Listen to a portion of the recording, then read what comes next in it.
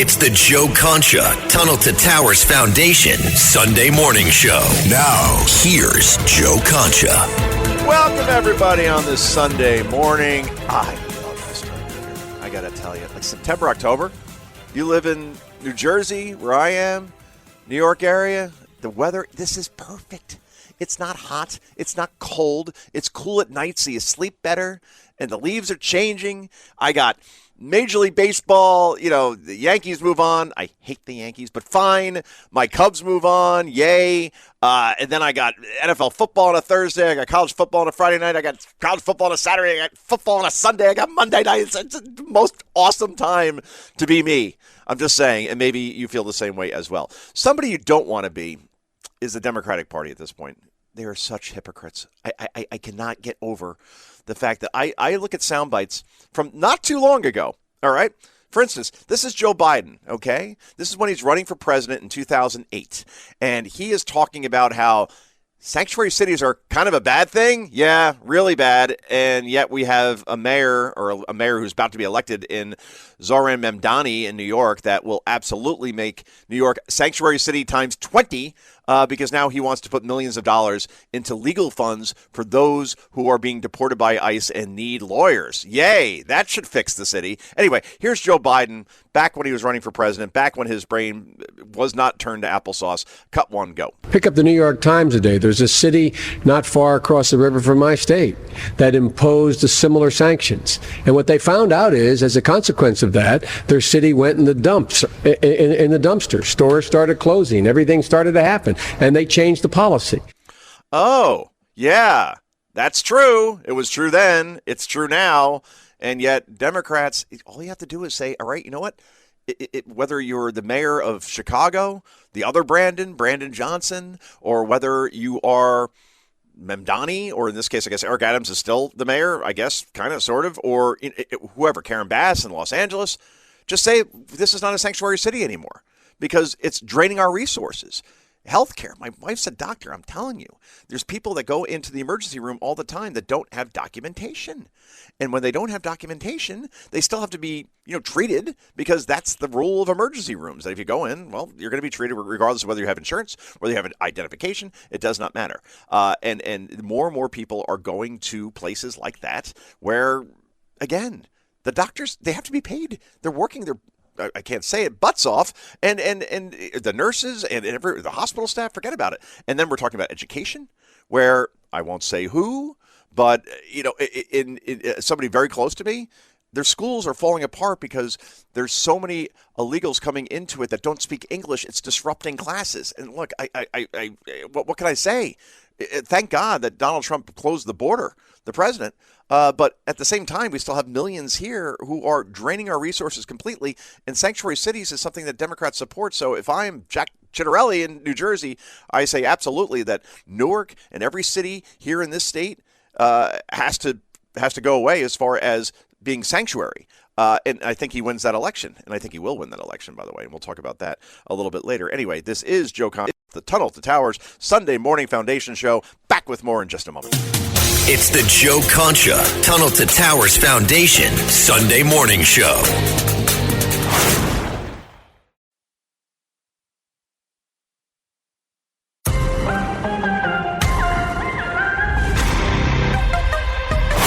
It's the Joe Concha Tunnel to Towers Foundation Sunday morning show. Now, here's Joe Concha.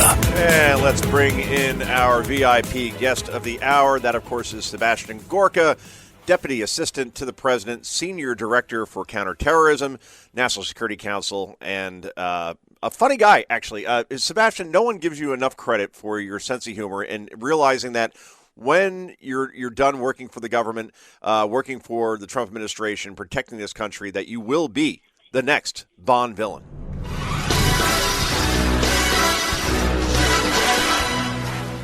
I don't know about that. I think they're looking for a new James Bond, aren't they? Because the last guy was so incredibly crap. So whether it's Commander Bond or the next Blofeld, we shall see. We shall see. You would be a good Bond, actually. So you weren't a big fan of Daniel Craig. Who's your favorite Bond? I guess that's probably an obvious answer. You're going to say Sean Connery, but I kind of was a Roger Moore guy, but then again, Connery was before our time. So I don't know. Would you go Moore, or is there a surprise pick here? Well, look, let's start with Craig. Craig was a disaster. Oh boy! As the critical drinker, one of the best popular culture reviewers on YouTube said, he never looked like he was enjoying himself. How that is a man's dream, okay? Every guy who's not low T wants to be James Bond, and you look like you hate actually playing him. So a disaster. Now, you're right, we're of a similar vintage. I think I'm a little bit older than you, but I grew up in the age of Moore. I think The Spy Who Loved Me, absolutely rollicking good fun. Oh yeah. But if you go back to the original Ian Fleming novels, it's got to be Sean. Sean has that edge of lethality. You can believe he's gonna not just bed every woman he wants to, but he'll kill you with his pruning knife from his Swiss Army tool. So and I think if you compare the best. The most fun one, Goldfinger, without a doubt.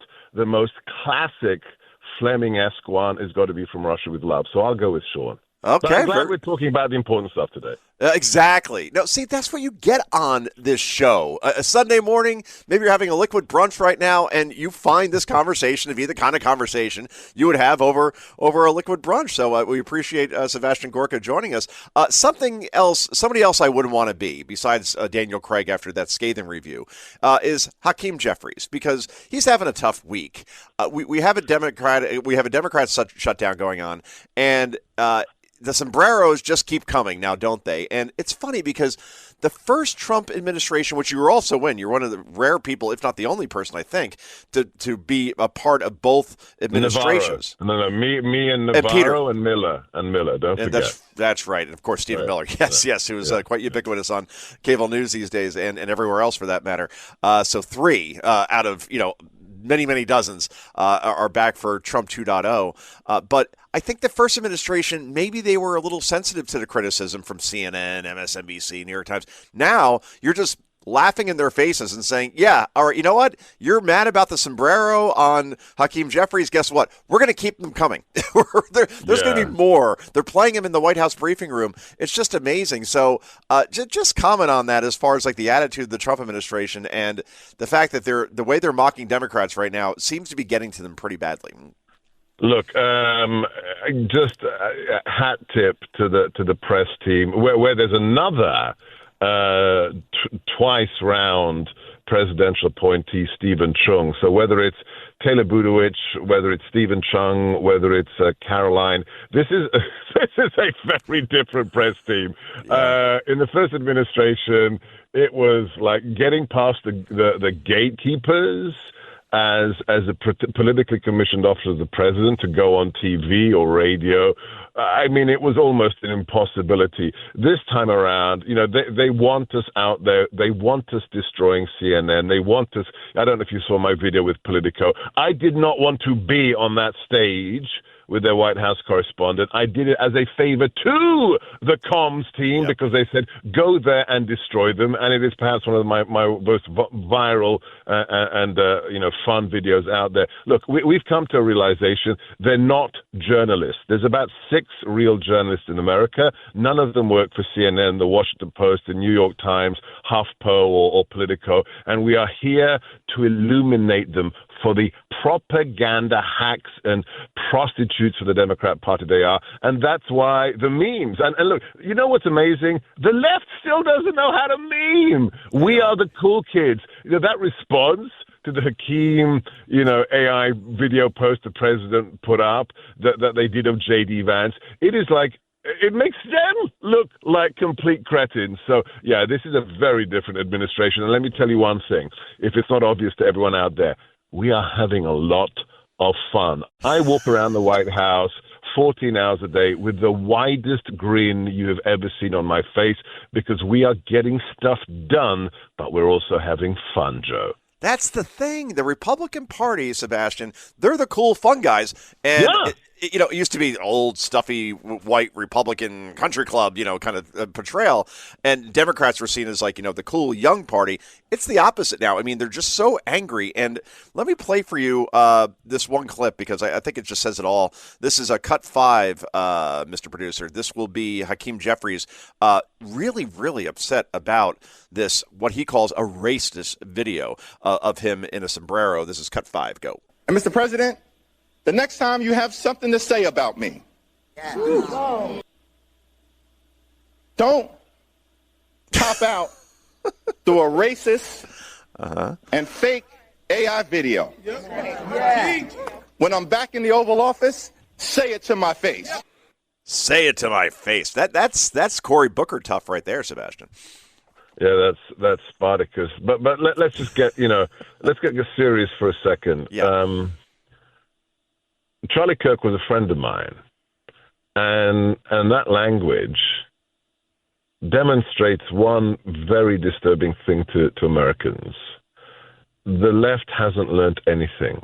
They haven't learned anything from the 79 million Americans who voted for my boss in November, and they haven't learned anything from their normalization of violence, which led to the assassination of a man who simply wanted to debate people who disagreed with him on college campuses. So there's a deeper issue here. Look, it's good for those who love America, because if you are aggressive, if you don't have a sense of humor, if your policy platform during a shutdown is to fund healthcare for illegals, if your policies are on the side of the quote-unquote Maryland father who's a human trafficker member of MS-13, it is good for the conservatives of this nation. But it's also, let me say a crazy thing that may shock you. I dream of a day in America where we have two normal political parties. Right now we've got one, and another one that is extremist, radical, self-hating. Can we have two normal parties in America, please, Joe? No, I remember, Sebastian, we're about the same age, that this is true. And in the 90s, when I was in college, I thought that Bill Clinton was a good before Monica, right? Now, he's not a good person, don't get me wrong, but the fact that he was smart enough to say, all right, if I want to survive politically, then I have to work with Newt Gingrich, and I have to pass all these things like welfare reform and a balanced budget amendment. And they did all those things. And I'm like, I was proud to be part of this country because I saw Republicans and Democrats working together, not bad-mouthing, especially from the Democrat side, like the Eric Swalwells of the world. I mean, I'm telling you, you see all these tweets all day of just snark and hatred. And let me play for you this one clip, actually, because this will be clip 6, guys, as far as Ilhan Omar talking about our friend Charlie Kirk, and it's just in death. This guy was executed with his family right there, and after the fact, this is still her on television talking about Charlie in the most disgusting and dishonest ways I could possibly imagine. Cut 6, go. I have nothing to apologize for. It is a tragedy that Charlie Kirk was killed in that way. I feel for his widow and his children. They will have to live with that for the rest of their lives. But there is no legacy to honor. It was a legacy filled with bigotry, hatred, and white supremacy. I mean, he was killed, but, kind of deserved it. Like, that's exactly what she's saying. This is the problem here, Sebastian. That tells you literally everything you need to know about one of our political parties. If you as a human being can say the sentence, that person was assassinated in front of his family, but it means you have no moral center. But look, to go back to your previous point, I'm no fan of Bill Clinton. He's a lech. He's a disgusting human being. Yeah. But he was sane. And I've said this for years. Where are the sane Democratic leaders? No, they don't exist. You've got the crazies. You've got the America-hating Omars. You've got the crypto-communists like AOC.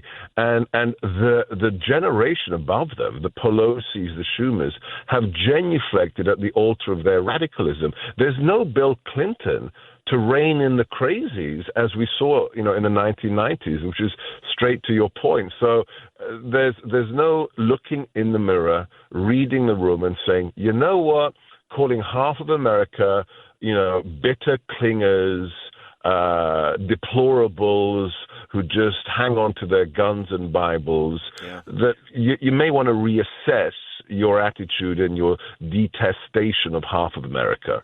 And that was Obama that you're quoting, and then obviously Hillary Clinton. So we're not talking like the Democrats of now. This has been going on for many, many years, post Bill Clinton, no question. We're talking to Sabastian Gorka. Just personally on this note, Sabastian, before we go, you had a very popular, successful radio show. Whenever I joined, I know that I got more text than like almost any other kind of media presence that I would have. And I'm like, wow, a lot of people are listening to this. You left that to go back to work in the government. Why leave something so lucrative and so, I would imagine self-satisfying, because I love doing radio, and now, here you are working for the government, protecting Americans. I get the overall reason, but was it a hard decision for you, or was it just like a snap of the fingers when the president called you and said, come back and work for me? No. Look, the only hard thing was when because the president called me, he said, watch my Twitter feed. In about 30 minutes, we're going to make a big announcement, Seb, and you're going to like it. And the only issue is, telling my wife or asking my wife, are you good with this? Because this is a 90% pay cut. And we're going to have to tighten our belts. But, she said, go for it, do it. I've been waiting 26 years for this job. I've been doing counterterrorism theoretically, academically in the policy world. And now I get to run all the counterterrorism for the most consequential president of the modern era. It doesn't get better than that, Joe. I mean, I don't know what I do next, become a farmer or a poet. My LinkedIn profile will be done. But you do it because you love this country. And somebody asked me, what's your mission, before I came in? And, once I'd been nominated. And I said, very simple, to protect the innocent and deal justice to evildoers. Does it get better than that? Because that's James Bond in real life, Joe. Yeah. And you brought it back to the beginning of the interview, which that's what a good radio person does. We have a circular conversation. Sebastian Gorka, the farmer. I would pay to see that. That would be very interesting. But they tell me we got to go. So, Sebastian, thanks again for joining us, and keep up the great work. You're doing God's work, quite frankly. Forget Bond. We're going to go above that and go right to the big guy. But, yeah, saving American lives is your job right now, and we couldn't be any more appreciative. So thanks so much. God bless. Thanks, Joe, and to all the listeners as well. All right. God bless. All right. Sebastian Gorka, everybody. See, the guy has a great sense of humor, and he brings it every time. Hopefully come back to radio when he's not farming one day, because really he did a great show when he was in between jobs, between the Trump job 1 and the Trump job 2. So go figure. This is Joe Concha. This is the Tunnel to Towers Sunday morning show. Back with more in just a minute.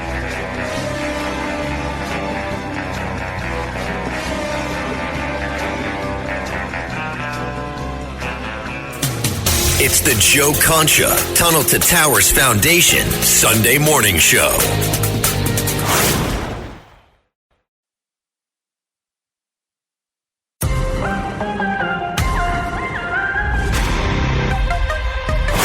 It's the Joe Concha Tunnel to Towers Foundation Sunday morning show. Now, here's Joe Concha. Welcome back, everybody. Let's bring in Jason Whitlock. He is a Christian first, of course, and obviously a media just juggernaut at this point, where he says something, and I see it on my Twitter feed everywhere. And it's happening now, obviously, with Bad Bunny, because Bad Bunny, again, I brought it up to my wife. I said, Bad Bunny's playing the halftime show at the Super Bowl. And she said, Bugs Bunny? No, Bad Bunny. Like, a lot of people don't know who this person is, but apparently he's kind of a big deal in terms of views on Instagram and his music. But at the same time, this is somebody also that is anti-ICE, totally objects to, our federal agents actually expelling people from the country who have committed rape, murder, child abuse. He's against that, apparently, and now he's performing at the Super Bowl, despite the fact that he said that he would never perform in the United States again. But money talks, apparently, and exposure does as well, and that's what the NFL, curiously, is giving him. So, Jason, I'll let you take it from here, but in terms of Roger Goodell, and I know he doesn't know who Bad Bunny is. I'm convinced that that's the case, that he just took Jay-Z's word for it because he outsources this selection process to Jay-Z. But do you think that there's any chance that the NFL will say, this is a bad idea and pull him? Or at this point, are they stuck with Bad Bunny and all the people that are angry about Bad Bunny? Yeah, I think there's a chance that the NFL could backpedal here, but the only way it'll happen is if we organize enough protests, a potential counter event. If we kick up enough dust, I think Roger Goodell and the NFL could backpedal. Look, this guy Bad Bunny, beyond all the obvious stuff, but the most obvious thing is none of his music is in English. And so the primary audience, the American football fan, is going to get treated to a halftime show that they will not understand. So that's the foundational level. And then when you start looking at what's stacked on top of Bad Bunny, he's, a typical gangster rapper, and we've already crossed that. We've had Dr. Dre and Snoop, and then we had Kendrick Lamar last year. But he also is sexually fluid, dresses as a female a lot of times or frequently. And so we may end up with a drag show at halftime of the Super Bowl. And I just think with all the young people watching, and even the adults watching or whatever, I just think this is completely inappropriate. We've just gone too far with this whole transgender, sexual fluidity, all this messaging that they want to use the Super Bowl and halftime for. This is the biggest platform we have to offer in America, and it's going to be used to stir anti-American sentiment and create more sexual confusion for young people. This is a mistake. And we're talking to Jason Whitlock, and you're so right about this being the biggest, by far, stage. We'll put it this way. The World Series last year, Yankees-Dodgers, if you're a TV executive, it's like that's as good as it gets. New York, Los Angeles, number one market, number two market. Obviously, these teams have been to many World Series. The Yankees have won 27. The Dodgers are the modern-day juggernaut, I guess you could say, winning 2 World Series this decade. And yet, when we watch the viewership, it didn't even reach 20 million. In the Super Bowl's case last year, Eagles-Chiefs, that was 125 million people tuning in live, and then God knows how many on social media are watching the halftime show and the clips from it. And I have young kids, and we host a Super Bowl party here every year. I don't want them watching a guy who's going to be dressed as a woman on there, normalizing it, and that's what the NFL has done here. I guess the question is, will the NFL talk to Bad Bunny and say, hey, let's keep the political stuff out of this. Don't dress up as a girl. Just, we'd like you to perform, but make this at least G-rated. And would he listen, do you think, in this case? I don't think he would listen. I don't think the NFL is in position right now to make that argument to him. And, again, this is why I think it's incumbent upon us to complain, make our concerns known.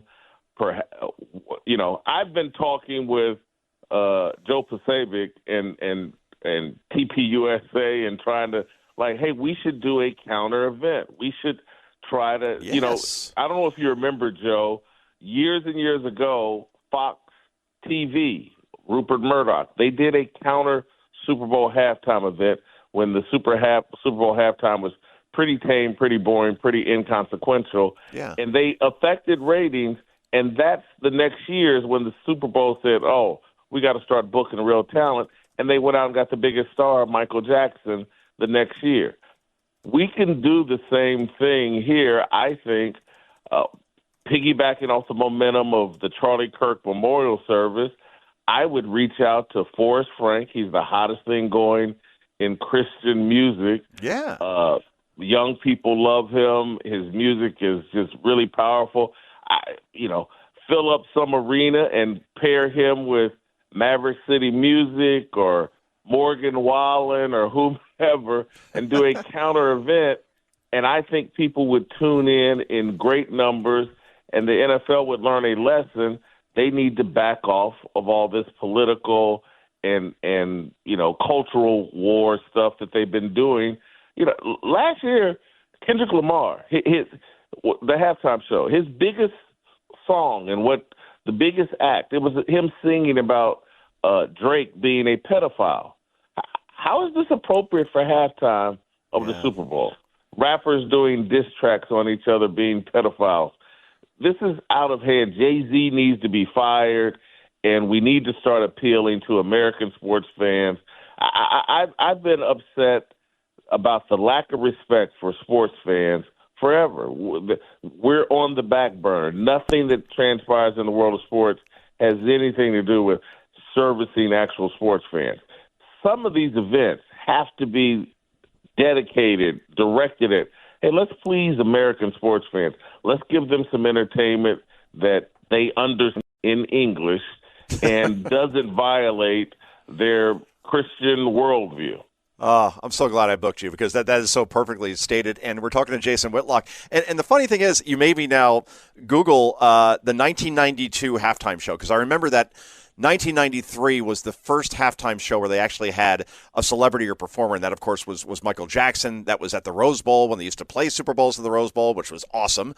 They don't do that anymore, I guess, because there's not enough luxury suites or whatever, and that's just such a shame, but we could talk about that for years. But 1992, they got Dorothy Hamill and Brian Boitano, and they figure skated at halftime. Like, that was the show. And before that, it was either like dogs catching frisbees or marching bands. And then the NFL's like, boy, we got a pretty big audience here. Maybe we should try to entertain people during halftime. And of course, that was Michael Jackson. We had Diana Ross after that. We've had everybody from The Who to the Rolling Stones, Springsteen. There hasn't been a rock band, believe it or not, that has performed at the Super Bowl at halftime since 2010. 16 years, and we can't get, I don't know, is Metallica available? Because they're from Santa Clara. That would be a pretty good place to do this. And we're talking to Jason Whitlock here. I want to switch gears here real quick, Jason, because I think you're probably on the same page as me, but I want to get your unique thoughts on this. I cannot believe the way Caitlin Clark is being treated by the WNBA. And here, I'm going to play a clip for you where we have a reporter talking about what the WNBA commissioner, Kathy Engelbert, said about Caitlin Clark in terms of if she didn't have this league, boy, she wouldn't be anything, which is quite ironic on many levels. But this is cut 8. Go. I also asked how she planned to fix the fact that players like Caitlin, Angel, and Paige, who are clearly driving massive revenue for the league, are making so little for their first 4 years. Her response was, Caitlin should be grateful she makes $16 million off the court, because without the platform that the WNBA gives her, she wouldn't make anything. She wouldn't make anything. Jason, I believe she could probably start a league right now and draw more fans to the WNBA than ever before. But again, this person, Caitlin Clark, gets beaten up when she plays games. It's like Michael Jordan against the Pistons all over again times 10. And the WNBA seems to be saying that, well, you know what? You're lucky to be here, or else you kind of wouldn't be anything. I just can't get over how they're treating the most transformative generational talent we have seen in any sport this way. Joe, I'm glad you brought the topic up, but I have a completely different take on all right, this. That's why I got you here. Go ahead. And listen, I fell down the WNBA rabbit hole. I fell down the Caitlin Clark rabbit hole. Huge Caitlin Clark fan. You know, followed her last 2 years at Iowa, followed her into the WNBA, and was really hopeful that Caitlin Clark was going to transform the WNBA. I'm rooting for her. But I came in with my eyes wide open that, look, she's about to face a level of hostility that only Jackie Robinson could relate to. And I was like, hey, look, it won't be the death threats that Jackie Robinson received. She won't get that. But in every other way, she's going to be met with hostility that's on the same level, if not worse than Jackie Robinson. And that's all come true. And they're going to break Caitlin Clark, and they're in the process of breaking Caitlin Clark because the WNBA is a Marxist, feminist, lesbian league with a clear political agenda. It's not about making money. And so they don't even value what she brings, ticket sales and box office. They value a narrative that women are kings and that lesbian women are the biggest kings and the most important, and they're going to break, and they're in the process of breaking Caitlin Clark. As it relates to this player, Nafisa Collier, who's the player rep for the WNBA Players Association, and they're going through this contract negotiation, she's revealing private conversations that go on during a heated contract negotiation. When you're negotiating for millions and billions of dollars, things get said. And, stupid things get said and offensive things get said. That's just negotiations over that level of money. Silly things get said. I think, and I'm no fan of Kathy Engelbert, the commissioner of the WNBA. I think she's bad.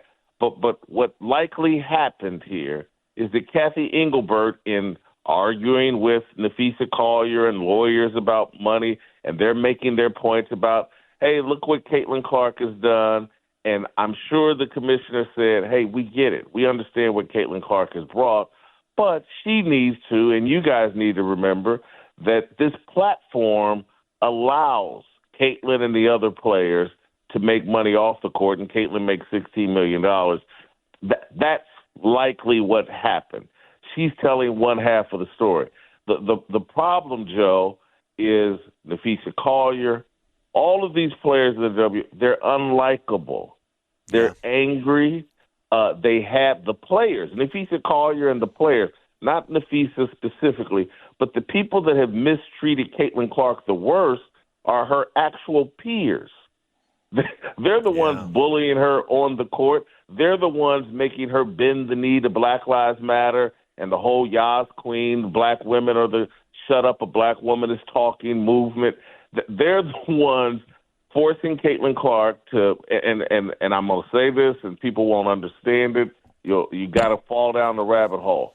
But they want to turn Caitlin Clark out. Caitlin Clark's a little Catholic girl, has a boyfriend that I think she's engaged to. They want to turn her out. They want her to be a lesbian. The Indiana Fever hired a coach, Stephanie White, who 25 years ago was the original Caitlin Clark. She was from a small town in Indiana. I'm from Indiana. She galvanized and electrified that little small town in Indiana as a high school basketball player, and then was Gatorade National Player of the Year, the high school player, chose to go to her home state school, Purdue, that had no women's basketball following, and she lifted that program up the same way Caitlin Clark did Iowa. They won a national championship at Purdue, started selling out games because of Stephanie White. Stephanie White married her high school sweetheart, went into the WNBA, and got turned down. And she's now a lesbian. She's married to Lisa Salters, and Stephanie White is now the head coach of the Indiana Fever. And they're trying to break Caitlin Clark. And Stephanie White was a relatively, not even relative, she was an attractive women's basketball player, small-town values, marries her high school sweetheart. Now she's part of the Alphabet Mafia. They have the exact same plan for Caitlin Clark, and they're executing it. They're bullying her, and they're putting her in positions where she has to say things she really doesn't believe in order to get acceptance in this feminist, lesbian, Alphabet Mafia, Marxist league.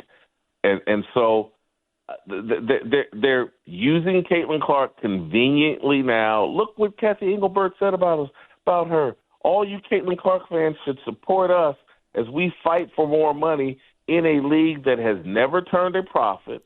Yep. In a league that it has demonized and called Caitlin Clark fans racist. Again, I'm from Indianapolis. And I'm black for the listeners that may not know it. but this whole thing that Caitlin Clark fans and Indiana Fever fans, they're all a bunch of racists. It's offensive. And the players around the league have promoted that endlessly. And so there are no good guys in this situation. It's a group of feminists who have never built anything in their lives. Feminists don't build things. They tear things down. And they're going to tear Caitlin Clark down, and hopefully they'll just tear the whole WNBA down, and it will go back to irrelevance because I tried. I watched. Yeah. I really tried and liked Caitlin Clark and wanted to like this league. Everybody in it is unlikable. boy, see, again, I never looked at it that way as far as like they're trying to convert her basically, and profits don't mean anything. But yeah, that's the only explanation here. Thank you for that, Jason. They're telling me we got to go, unfortunately. But again, great stuff, my friend, and hopefully we can have you back on here soon. Jason Whitlock, everybody. Thank you, Joe. All right, thank you, Jason. And this is the Joe Concha Tunnel to Tower Sunday Morning Foundation Show. Back with more in just a moment. It's the Joe Concha Tunnel to Towers Foundation Sunday Morning Show.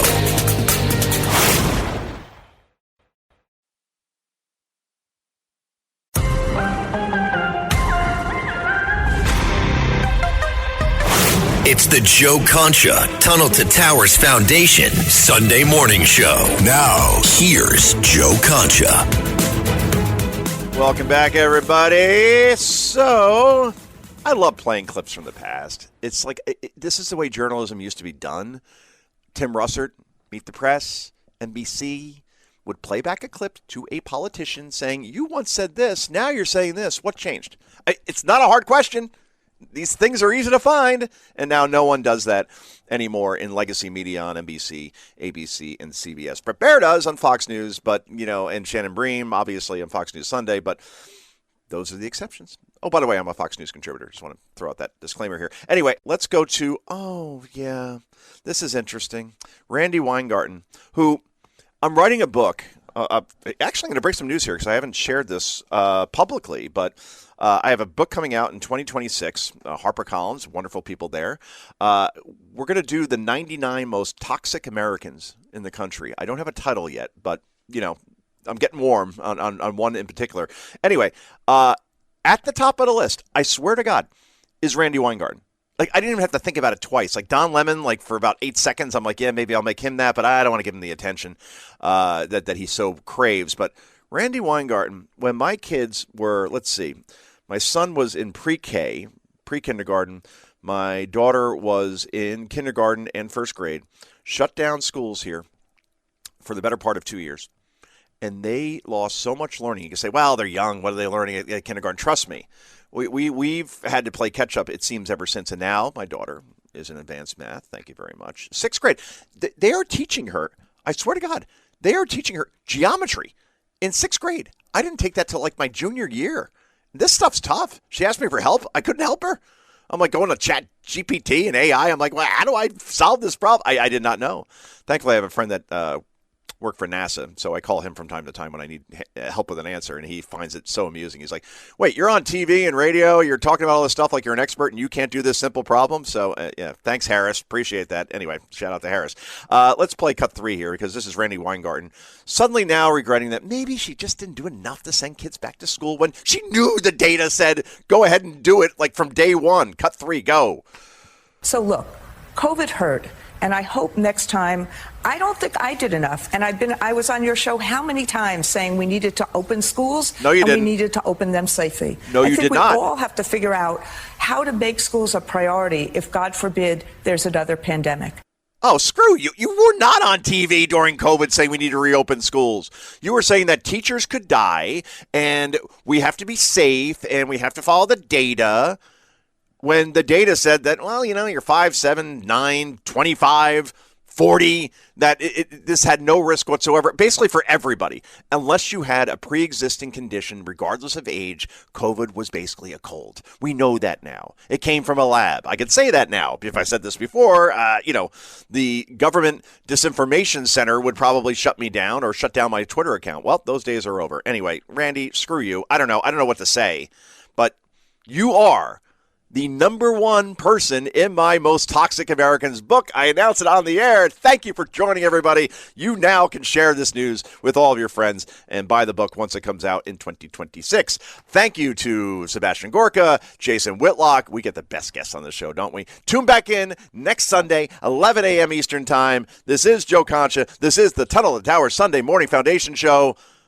See you when I see you. Bye-bye. Thanks for listening. The Joe Concha Tunnel to Towers Foundation Sunday Morning Show. You can hear the Joe Concha Tunnel to Towers Foundation Sunday Morning Show. Sunday mornings at 10. If you like the podcast, share it with your friends and listen anytime at WABCRadio.com and download the WABC Radio app. Hit that subscribe button on all major podcast platforms. Plus, follow WABC on social, on Instagram, TikTok, Facebook, and X. See you next time for a new episode, so you never have to wonder. What the heck is going on here?